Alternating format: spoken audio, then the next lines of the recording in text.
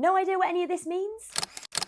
Yeah, I didn't have any clue either, but I've done my research so that you don't have to. Let's talk about the UK fiscal rules. I'm going to break this down as much as I can, so stick with me for the next 2 minutes or so. Firstly, what are fiscal rules? They've been around since the 90s and think of them like a budget for the government. They're promises to keep spending and borrowing within certain parameters so the country doesn't run out of money. At the moment, the UK has two main fiscal rules, which were outlined in the autumn budget last year.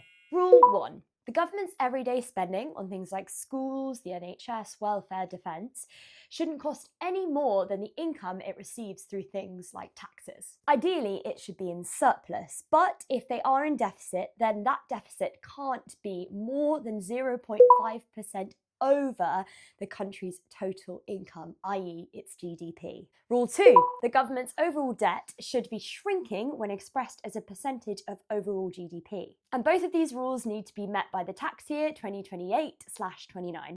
Don't worry if I've lost you, more on that one in a second. Now, why are the rules hitting the headlines? Well, the Chancellor only has £10 billion of headroom or wiggle room to meet these targets. The OBR recently downgraded its forecast for overall UK GDP growth to just 1% for 2025, and overall government debt has been rising. Higher government debt, coupled with lower economic growth, means that debt to GDP is increasing, and this fiscal rule, number 2, is getting closer to being broken. And back to the first rule, I'll pop it on the screen.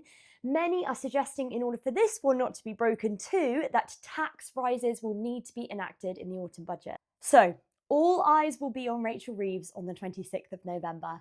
That's for sure.